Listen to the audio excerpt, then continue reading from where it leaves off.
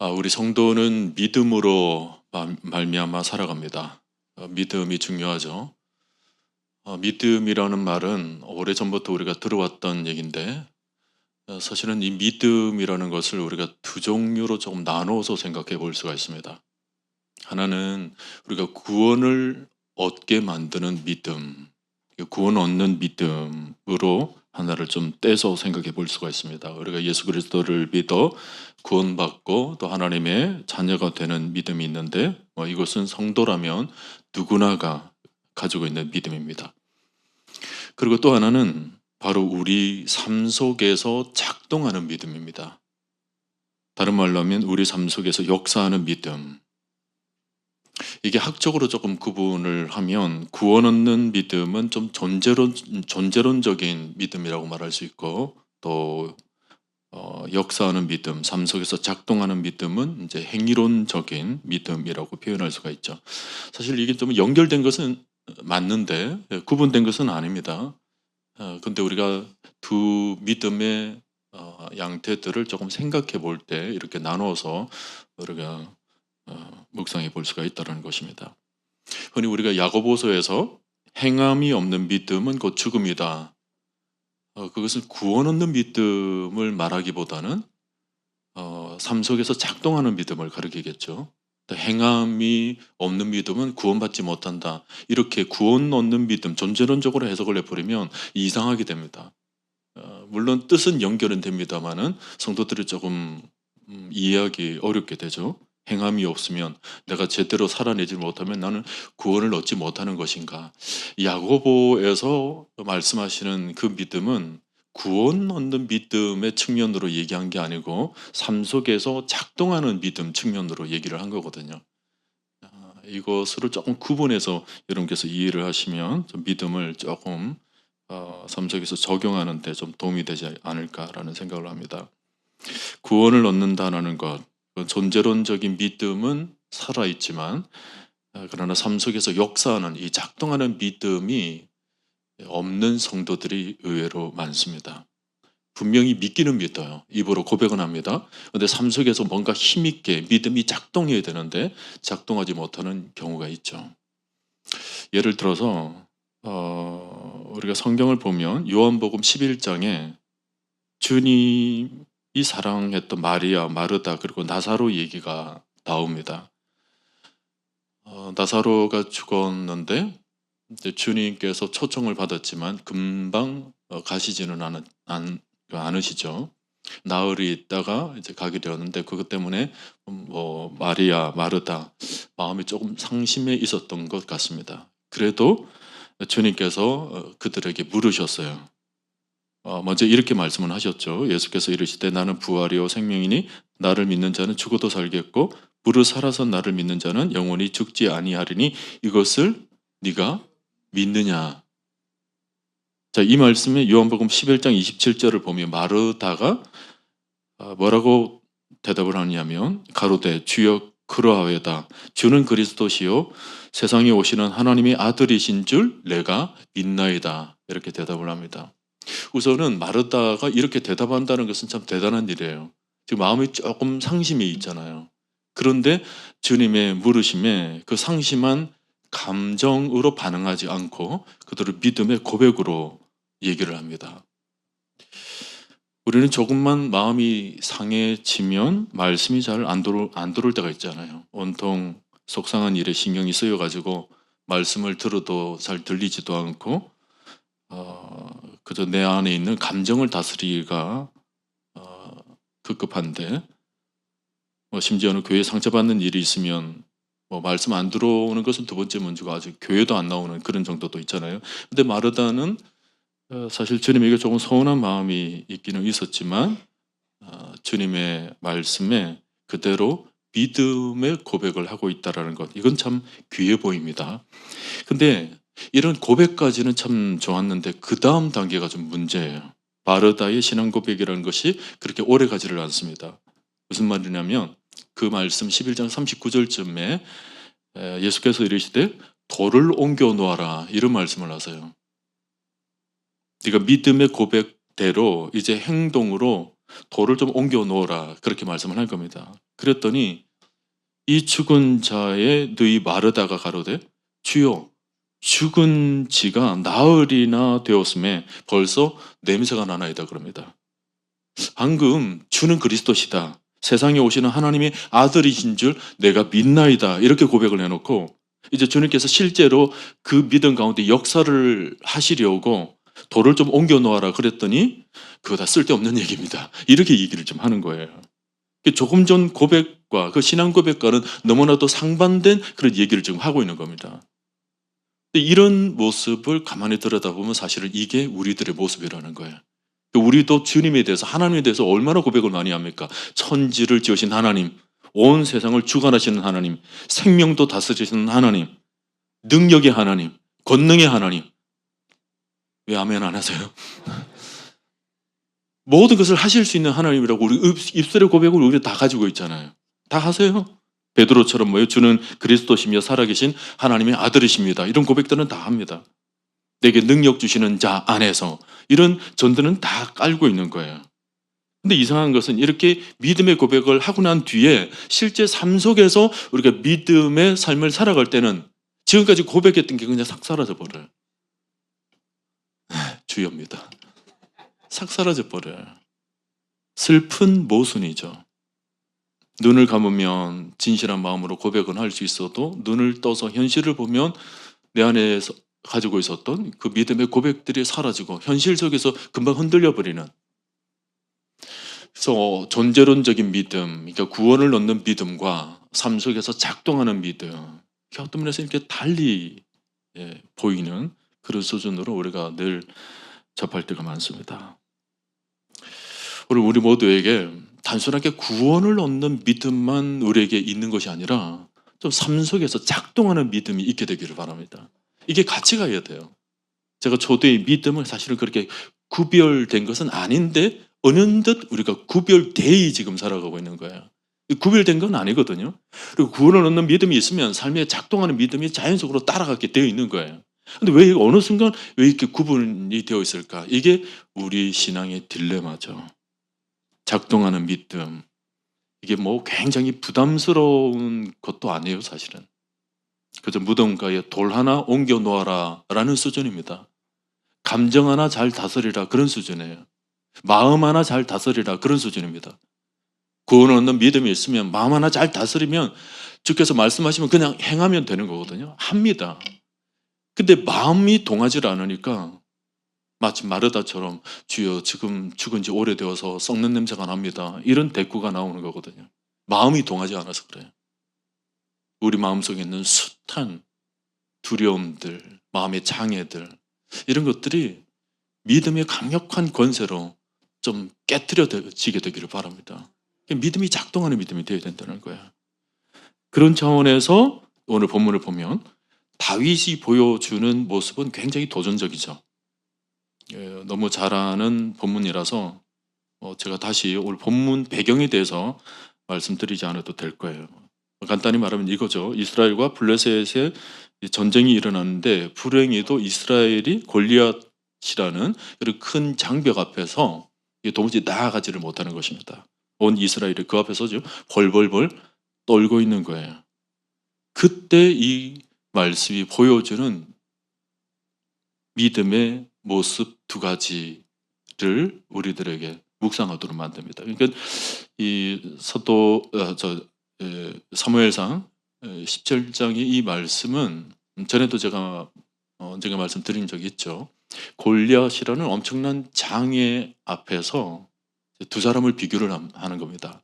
주일학교에서는 우리가 골리앗과 다윗을 비교를 해가지고 골리앗 앞에 선 다윗, 용맹한 다윗, 그리고 다윗과 같은 그런 용맹한 믿음을 가지자, 이 정도로 주일학교에서는 다르죠. 근데 사실은 사무엘 이 본문의 말씀은 골리앗 앞에 선 사울 왕과 다윗을 비교하는 겁니다. 큰 장애 앞에서 사울은 어떤 모습을 보이고 있고 다윗은 어떤 모습을 보이고 있는가, 그 문제예요. 사울은 분명히 하나님을 믿습니다. 하나님께 대한 고백, 입술의 고백은 분명히 가지고 있는 사람이에요. 근데 나아가지를 않아요.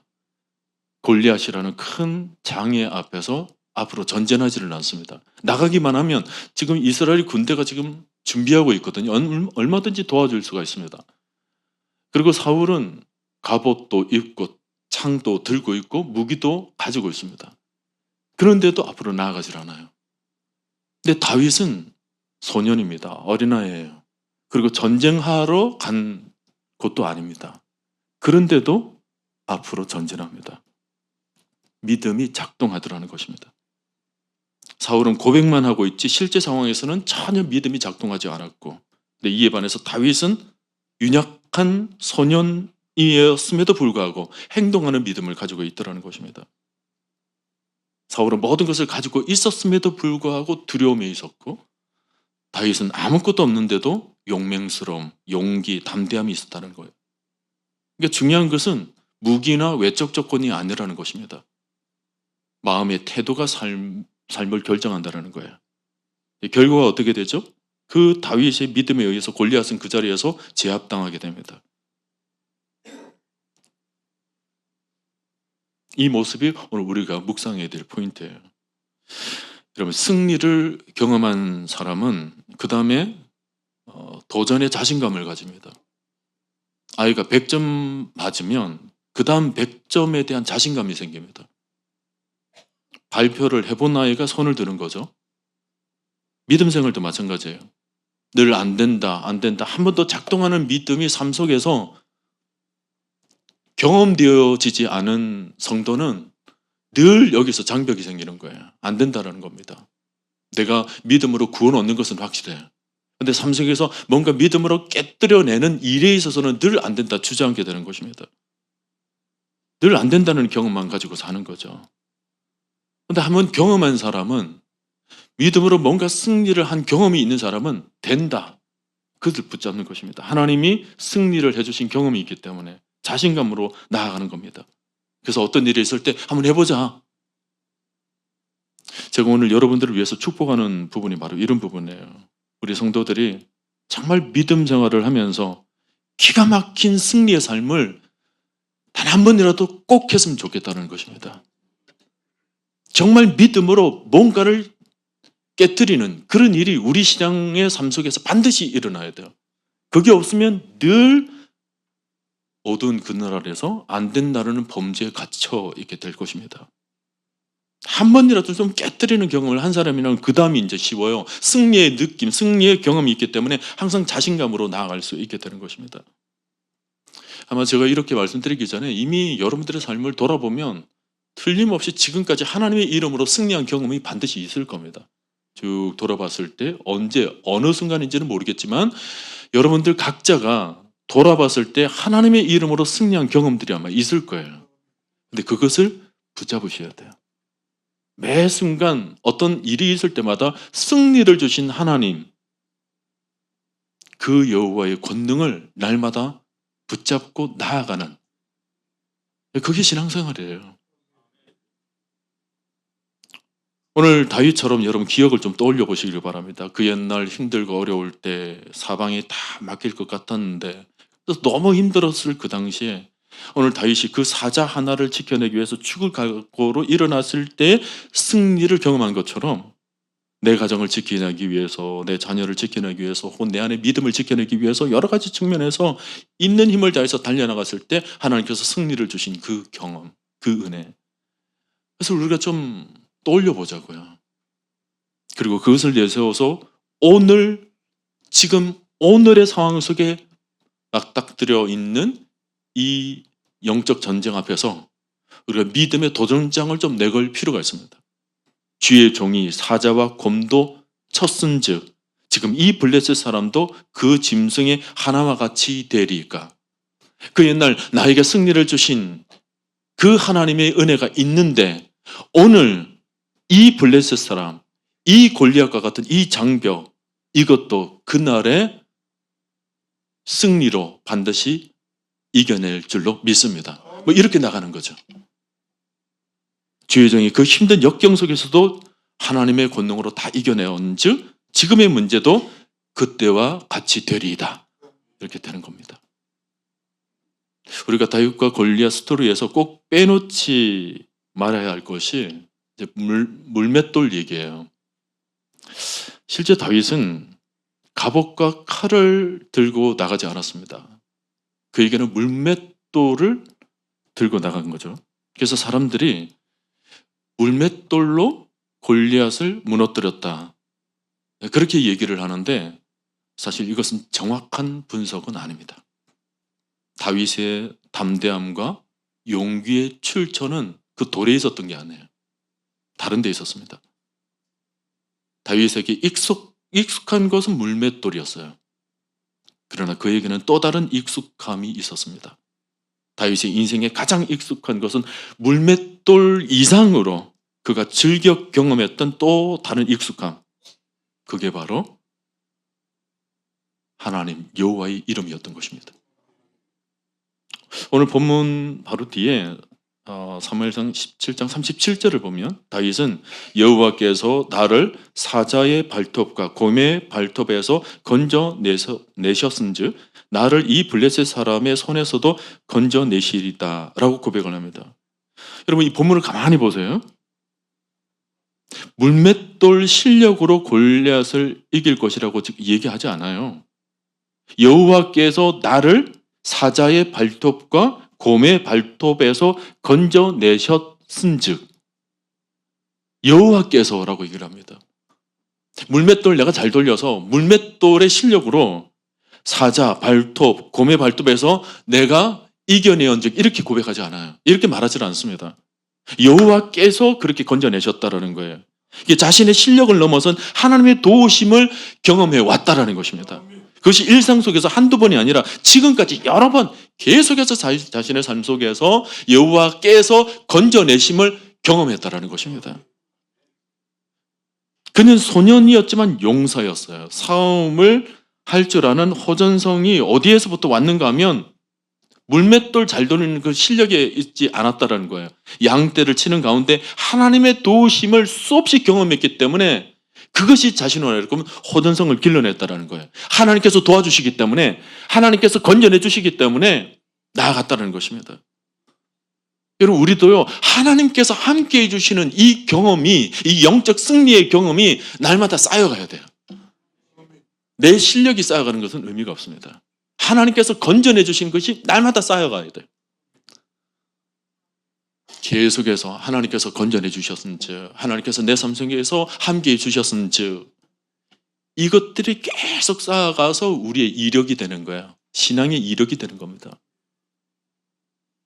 오늘도 하나님께서 함께해 주심으로 승리를 거두었습니다 라는 고백이 쌓여져 갈 때 그것이 우리 내면을 강하게 만드는 거죠. 그것이 우리의 영적인 호전성을 길러내는 것입니다.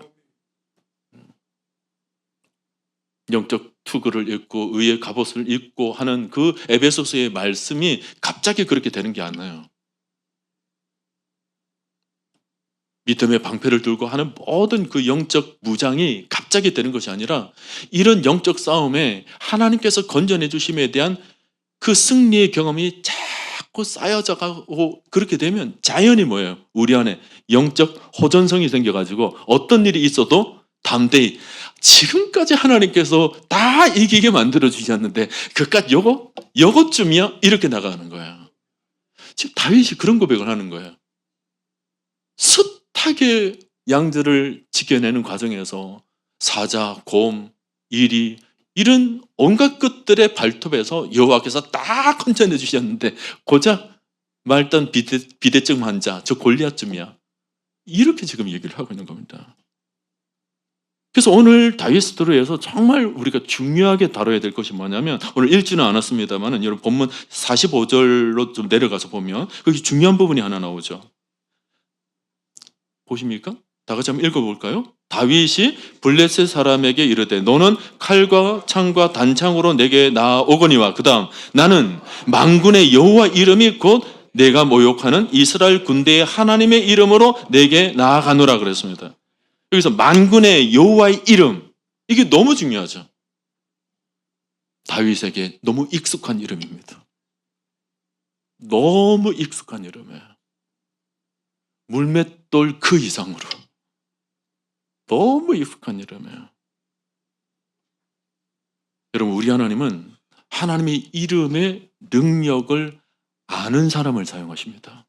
아는 사람이 그 이름을 찾겠죠. 여호와 만군의 이름. 여러분이 오늘 강력하게 붙잡고 기도해야 되는 것은 오직 예수 그리스도의 이름이에요. 베드로가 성전 앞 안전뱅이를 보고 응가 그는 내게 없거니와 내게 있는 것으로 내게 주노니 곧 나사렛 예수 그리스도의 이름으로 일어나 걸으라 그랬습니다. 저는 그 본문을 보면서 만약 그때 베드로의 호주머니에 금근이 있었다면 혹은 동전이라도 있었다면 이 안전뱅이가 일어날 수 있었을까? 음과 근을 구할 때 근은 없고 내 호주머니에 돈 몇 푼이 있으니까 이거라도 줄게 했을 거잖아요. 근데 베드로는 아무것도 없었어요. 내게는 은과 근이 없거니와 아무것도 없거니와 내가 있는 게 뭐예요? 예수 그리스도의 이름이 있으니 이 이름을 줄 테니 이 이름으로 일어나 걸어라 이랬다고요. 이것을 보면 좀 역설적인 얘기지만 오늘 여러분들에게 아무것도 없는 게 여러분에게는 지금 축복입니다. 아마 뭐가 있으면 그거 의지하고 살 거예요. 근데 아무것도 없는 게 차라리 복입니다. 없으니까 뭘 붙잡아요? 내게 음과 근은 없거니와 예수 그리스도의 이름, 그 이름 붙들고 일어나는 거죠. 근데 그 이름이 음보다도 금보다도 그 어떤 것보다도 더 강력한 것입니다. 강력한 힘이에요.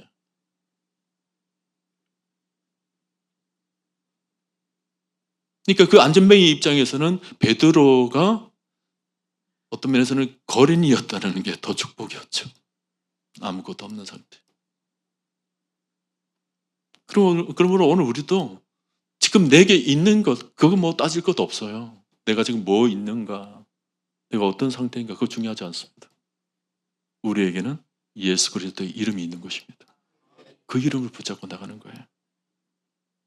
여러분, 다윗의 얘기에는 거인들이 많이 나옵니다. 골리앗 거인이죠. 사울도 실은 거인이에요. 우람하고 누가 봐도 왕처럼 아주 건장한 그런 사람이었습니다. 그리고 다윗의 형이었던 엘리압도 굉장히 건장한 사람이었다고 기록하고 있죠. 그리고 선지자 사무엘도 영적 거인이었습니다. 근데 이 영적 거인이었는데 기름 부을 때는 왜 그렇게 작게 쪼그라들었는지 몰라요. 거인인데 큰 것을 바라봐야 되는데 외모를 본 것입니다. 이것처럼 거인들이 굉장히 많이 나와요. 다윗 스토리에서. 그 속에서 다윗은 너무나도 약자였죠. 자그마한 어린 소년에 불과했습니다. 근데 하나님께서는 이 소년을 지명하는 거예요. 마음의 합한 자로 지명해서 하나님께서 사용하신 것입니다. 여러분, 성경을 보면 약자라 할지라도 강자가 되는 이 반전 스토리가 굉장히 많습니다. 작은 자가 큰 자가 될 수 있다는 거죠. 이사야 60장 22절을 보면 그 작은 자가 1000명을 이루겠고 그 약한 자가 강국을 이룰 것이라. 때가 되면 나 여호와가 속히 이루리라. 하나님, 오늘 이 시간 이루어 주시옵소서. 우리 한 사람 한 사람이 지금 작은 자지만 큰 자 삼아 주시옵소서. 여러분, 한 사람 한 사람이 약한 자지만 강국을 이룰 수 있도록. 왜냐하면 그게 하나님의 스토리거든요. 하나님의 역사예요. 이런 측면에서 보면 우리 스스로가 그렇게 강할 필요는 없습니다. 강한 척하지 않아도 돼요. 똑똑한 척하지 않아도 됩니다. 잘나지 않아도 됩니다. 내가 연약해도 하나님을 의지하기만 한다면 오히려 나의 연약함은 강점이 될 수 있습니다. 왜냐하면 하나님께서 함께 하시기 때문에. 나의 연약함을 통해서 하나님의 강함, 하나님의 능력이 나타나는 것입니다. 그래서 사도 바울이 얘기한 게 뭐예요? 나는 여러 약한 것들에 대해서 자랑하리니 이는 그리스도의 능력이 내게 머물게 하려 함이라. 약하면 약할수록 그리스도의 능력이 더 강하게 드러나더라는 것입니다. 부족함 속에서 그의 강함이 나타나니까 오히려 나는 약한 것을 자랑하리라. 부족한 것을 자랑하리라. 독특한 영적 비밀이죠, 이게. 여러분, 우리는 세상을 흉내낼 필요가 없어요. 세상은 강한 자가 살아날 것이다. 주먹, 강한 자, 큰 소리 치는 자가 남게 될 것이다. 적자생존과 같은 그런 얘기들을 많이 늘어나요. 근데 그건 세상 방식이에요. 내가 아무리 작아도, 비천해도, 가진 것도 없어도, 연줄이 없어도, 실력이 없어도 하나님께서 함께 하시면 됩니다. 그러므로 수의 싸움이 아니에요. 외적 싸움이 아닙니다. 상황의 싸움이 아니에요. 자신의 약함이 오히려 기회가 될 수 있습니다. 다윗이 약했기 때문에 하나님을 더욱 의지하며 나아갔던 것입니다. 우리는 약함을 오히려 자랑해야 합니다. 약함 때문에 하나님을 의지할 수 있다면 그것이 능력이 되는 것입니다. 내가 강하기 때문에 강한 것을 자랑하면 그 교만 때문에 깨어지게 되는 것입니다. 다윗과 골리앗 사건은 오늘날 우리의 삶에 아주 필요한 교훈을 주고 있습니다. 우리 세상 안으로 들어가면 골리앗과 같은 상황들이 얼마나 많은지 몰라요. 거대한 문제들 앞에 설 때가 너무 많습니다. 거대한 문제들, 우리들에게 늘 두려움을 안겨다 주죠. 우리는 그런 일을 하루에도 수없이 만나요. 사울이나 이스라엘 백성들처럼 문제 앞에서 그냥 덜덜덜덜 떨고 앞으로 전진하지 못할 때가 너무 많습니다. 믿음이 있는 것 같은데 현실에 딱 들어가게 되면 그런 믿음이 작동하지를 않아요.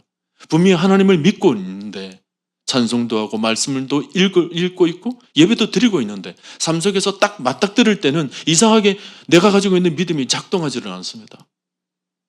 골리앗 거인 앞에 서 있는 사울과 같을 때가 많죠. 앞으로 전진하지를 않아요. 우리가 세상으로 나오면 골리앗과 같은 그런 장애물들이 한두 개가 아니에요. 우글우글거립니다. 때로는 어떤 사람이 골리앗으로 다가오게 됩니다. 사람이 그래요. 어떤 환경이 그렇습니다. 어떤 문제가 골리앗처럼 다가올 때가 있습니다. 그 골리앗 앞에서 내가 꼼짝도 못하게 되는 일이 너무 많은 겁니다. 일터 속에 들어가면 세상 사람들이 우리를 비웃을 때가 있습니다. 내가 믿는 하나님이 정말 살아계시냐? 내가 믿는 하나님이 과연 계시냐? 네가 뭘 믿고 있느냐? 차라리 내 주먹을 믿어라. 그 말단 비대증, 골리앗이 고함을 치는 그 고함 소리가 오늘날 우리도 숱하게 듣는 소리입니다. 직접적으로 얘기를 하지 않더라도 세상 사람들의 눈총들이 다 그걸 얘기하고 있는 것 같아요. 하나님을 믿는다고 하나님이 어디 있느냐 이렇게 막 떠들고 있는 것 같습니다. 세상 안으로 들어가면 거대한 힘이 작동하죠. 우리 청년들 세상 속으로 들어가면 그 외침 속에 그 몰려오는 그 숱한 얘기들 속에 두려울 때가 참 많습니다. 어떻게 나가야 될지. 직장 가보세요. 믿지 않는 사람들이 대부분이죠. 직장 속에서 믿는 사람들 찾아보기가 쉽지가 않습니다. 어떤 분들은 믿는데도 그 속에서는 믿지 않는 것처럼 오히려 스스로를 가려놓기 때문에 모든 장애물 속에 다 멈춰져 있는 모습들을 너무 많이 보게 되죠. 우리는 돈도 없고 백도 없습니다. 어떤 면에서는 철저히 약자들의 모습이에요. 그러나 다윗과 골리앗의 이 얘기에서 들려주고자 하는 핵심이 뭘까요? 다윗의 인생의 터닝 포인트는 다윗이 골리앗을 이긴 사건이 사실은 아닙니다. 그 이전에 진정한 터닝이 있었던 거예요. 사무엘상 16장에서 하나님이 사무엘을 통해서 이새의 아들 가운데 다윗을 찾아가서 기름을 부으신 사건입니다. 이게 터닝 포인트예요. 다윗이 다윗되게 한 사건입니다. 우리는 사무엘상 17장을 펴놓고 17장 스토리를 보지만 사실은 그 이면에는 16장 사건이 있었다는 거예요. 하나님께서 다윗을 택하신 사건입니다. 하나님께서 다윗을 부르시고 그를 사용하시겠다는 그 분명한 의도가 드러난 내용이죠. 하나님께서 다윗에게 기름 부으신 사건은 모든 것을 결정하셨다는 얘기입니다. 내가 너를 선택했고 내가 너에게 기름을 부었고 너로 하여금 되게 만들겠다는 약속이었던 것입니다. 이 기름 부으심의 사건을 통해서 다윗에 대한 하나님의 의도가 분명히 드러났습니다. 내가 다윗을 사용하겠다. 다윗을 통해서 내가 나의 얘기를 써내려 가겠다. 나의 언약을 성취해 나가겠다. 하나님의 의도예요. 하나님께서 다윗을 왕으로 세우시고 그를 통해서 언약을 이루시려고 하신 것입니다. 그러면 그 이후에 다윗에게 일어난 얘기는 사실은 하나님 얘기예요. 우리는 사무엘 17장이 다윗이 골리앗을 이겼다지만 사실은 그게 아닙니다. 하나님께서 다윗으로 하여금 골리앗을 이기게 만드셨다. 이게 정확한 표현입니다. 하나님께서 하게 하셨다라는 거예요. 다윗이 어린아이라는 것, 그가 가진 무기가 물맷돌 뿐이었다라는 것, 상대가 강하다라는 것, 이게 다 의미가 없어요. 모든 것은 그냥 설정해 놓은 거예요. 그런 설정 속에 진정으로 전하고자 하는 메시지는 물맷돌이 아니더라도 다른 것을 통해서라도 하나님께서는 반드시 이기게 하신다는 것입니다. 하나님께서 다윗이 즐겨 쓰던 물맷돌을 사용하셨을 뿐이에요. 그리고 다윗이 만약 실수를 했다 하더라도 상관없습니다. 하나님께서는 얼마든지 다른 것을 통해서 이기게 만드셨을 것입니다. 인간의 실력을 무시하는 것이 아닙니다. 그러나 실력만으로 설명할 수 없는 일들이 너무 많아요. 사울이 다윗을 향해서 단창을 던졌던 적이 있죠. 사울은 단창을 던지는데 전문가 수준이었습니다. 그래서 왕이 되고 장수가 되었잖아요. 근데 이상하게 다윗에게 단창을 던질 때는 비켜나가는 거예요. 2번이나 비켜나갔습니다. 이게 우연입니까? 사울은 다윗의 바로 앞에서 단창을 던졌던 적이 있습니다. 머릿속에 그려지시죠? 멀리서 던진 게 아니에요. 바로 앞에서 던졌는데 그게 비켜나갔다 그랬어요. 우연입니까? 하나님께서 다 그렇게 하시는 것입니다. 하나님께서 하시는 거예요. 하나님께서 기름 부어서 다윗을 하게 만들겠다. 이미 언약 아래 다윗을 놓아주셨기 때문에 모든 것 하나님께서 이끌어 나가시는 거예요. 사울이 수천 명의 군사를 풀어서 다윗을 죽이려고 했지만 다윗은 잡히질 않습니다. 다윗이 도망을 잘 쳤기 때문입니까? 아니에요. 하나님께서 그를 잡히지 않도록 보호해 주시는 것입니다. 그래서 다윗은 내가 그 안에 피할 나의 바위이시다라고 고백을 하는 것입니다. 하나님께서 나의 바위가 되어주신다. 피할 요새가 되어주신다. 하나님께서 다윗을 보호하시고 그를 지키고 승리하게 만들어주셨다는 거예요. 왜냐? 다윗으로 하여금 왕으로 세워야 하는 하나님의 계획을 실현시켜야 되기 때문에 그래요. 여러분, 우리의 모든 것은 하나님의 손에 달려져 있습니다. 우리가 우리의 얘기를 써내려가는 것 같지만 사실은 그렇지가 않습니다. 하나님께서 우리를 택하셨습니다. 우리를 하나님의 자녀로 삼으셨어요. 이 말이 뭡니까? 하나님께서 우리로 하여금 새 언약 가운데 놓아주셨다는 것입니다. 하나님께서 반드시 우리로 하여금 그렇게 만드시겠다는 겁니다. 하나님의 거룩한 자녀로, 그의 소유된 백성으로, 왕같은 제사장으로 우리를 그렇게 만드시겠다는 거예요. 그러니 하나님께서 우리를 보호해 주시는 것입니다. 반드시 보호해 주시는 것입니다. 우리가 물맷돌을 잘 돌려서 세상을 이긴다고요? 그렇지 않습니다. 우리가 물맷돌 잘 돌리든지 못 돌리든지 그 상관없어요. 사실은 하나님께서 하게 만드실 것입니다. 여러분들이 똑똑하고 안 똑똑하고 상관없어요. 하나님께서 하게 하십니다. 하나님께서 반드시 나의 삶 가운데 임재해 주시고 함께해 주신다는 이 믿음이 있다면 그때부터는 모든 삶 가운데 다윗과 같은 작동하는 믿음이 생기는 거예요. 만군의 여호와의 이름이 내게 있으니 그 이름으로 내게 달려가노라. 여러분, 신자는 기백이 중요합니다. 신자는 세상의 한가운데 절대 기가 죽으면 안 돼요. 세상 속에서 살더라도 세상이 뭐라고 큰 소리를 쳐도 그게 주눅 들어서는 안 됩니다. 내 하나님이 있느냐? 믿는 하나님을 내 보아라. 어떤 식으로 오늘 골리앗이 그렇게 고함을 치듯이 세상이 그렇게 얘기를 하더라도 그 앞에 전혀 주눅들 필요가 없어요. 하나님이 살아계시기 때문에, 하나님이 우리와 함께 하시기 때문에, 그가 우리에게 승리를 주시기 때문에 이럴 때는 아멘 큰 소리로 해야 돼요. 기백이 있어야 되지. 기백이. 믿습니다.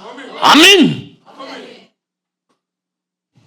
제가 어떨 때는 목소리를 좀 더 거룩하게 할 필요가 있다고 생각이 들 때가 있어요. 믿습니까? 하면 여러분들이 옛날에 그래서 제 목소리가 어떤데 그게 무슨 상관이겠습니까? 여러분들의 믿음이 강력하면 큰 소리로 치게 될 터인데, 아멘이죠? 제 목소리를 보지 마시고 여러분 큰 소리로 아멘 하세요. 믿습니까? 하면 아멘.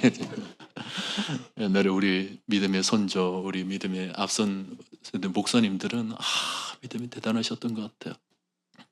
쩌렁쩌렁하게 울리면서 앞에서 강단에서 그렇게 하시면 이제 성도들이 거기에 영적인 기를 받아가지고 막 큰 소리를 쳐 이러는데 모르겠어요. 저도 그래야 되는지는 모르겠어요. 근데 그게 무슨 상관이에요? 사람의 목소리가 무슨 상관입니까? 우리 안에는 하나님이 계신데, 하나님이 계시면 어느 누가, 어린아이인 소년 다윗이 앞으로 나갈 때 그 뒤에 있는 그 이스라엘 백성들이 그 소리를 좀 들었으면 좋겠어. 들었었으면 아마 다윗이 나갈 때 뒤에 있는 이스라엘 백성도 와 하고 하면 달려나갔을 거야. 그 어린아이가 소리를 내면 얼마나 냈겠어요? 주 여호와의 이름으로 내가 내게 나아가노라. 어린아이니까 뭐 그렇게 외치지 않겠어요? 뭐 큰 소리를 외치면 얼마나 외치겠어요? 주 여호와의 이름으로 나아가노라 하고는 막 이렇게 근데 거기에 힘이 있었던 거예요. 힘이 있었던 거예요. 여호와의 이름에 힘이 있었던 겁니다. 오늘 밤에도 여러분이 여호와의 이름을 붙잡을 때 그 이름의 권세가 여러분에게 임하는 줄로 저는 믿습니다. 그 이름 붙잡고 오늘 밤에 기도를 하자고요. 골리앗을 두려워하지 말라. 이것이 메시지입니다. 이 세상 속에서 세상을 두려워하지 말라. 환경을 두려워하지 말라. 세상이 떠도는 그런 신화를 두려워하지 말라. 오늘 여러분 하나님을 믿으시길 바랍니다. 그리고 여호와의 이름을 붙잡으시기 바랍니다. 그 만군의 여호와의 이름을 붙잡고 여러분의 모든 삶 속에서 그저 머물러 있는 삶이 아니라 작동하는 믿음으로 전진해 나가고 이겨나가고 헤쳐나가고, 우리 교회도 어떤 장벽이 있든지 간에 거기에 멈춰 있지 말고 하나님께서 함께 하시면 됩니다. 하나님께서 함께 하시면 반드시 됩니다. 이 믿음으로 날마다 승리를 경험해. 그래서 그 승리를 경험한 것이 차곡차곡 쌓여져서 우리의 튼실한 믿음의 내공이 될 수 있기를 주님의 이름으로 간절히 축원드립니다.